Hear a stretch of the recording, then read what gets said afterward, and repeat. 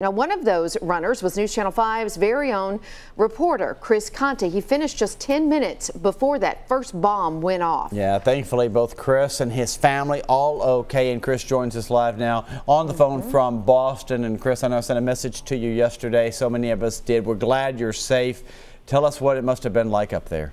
Yeah, good morning, guys.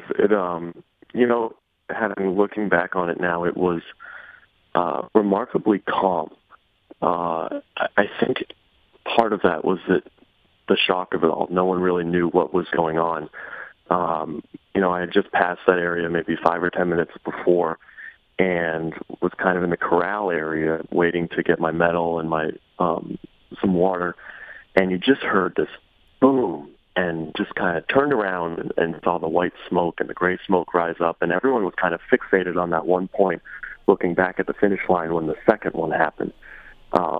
And it was surreal. And no one was really screaming where I was or running, because I think, like I mentioned, I think everyone was just in shock and no one really knew that anything was wrong. People really thought that this was just part of the celebration, that it was maybe a cannon going off or some type of a speaker had blown out or something had backfired. It took a good 10 or 15 minutes for people to really register, hey, this wasn't right, this shouldn't have happened. So, Chris, exactly how far away would you say that you were? And I understand your parents were there at the finish line as well, cheering you on as they wanted to watch you cross that finish line. And they're okay?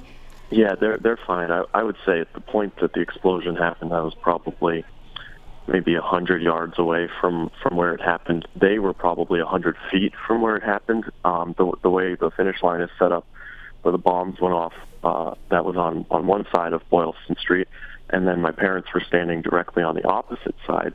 We're talking about 3 or 4 lanes of traffic separating spectators on each side of the street there, so they were staring right at it.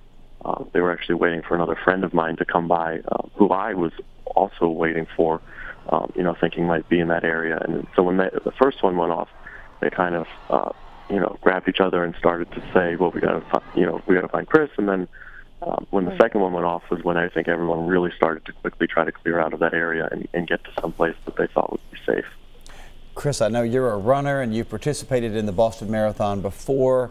This is such a special event for not only you, but for so many people around the globe even. You must be feeling what I think a lot of people feel, probably on a much deeper level: frustration, anger, resentment, hurt. Can you express any of that? Put it into words for us.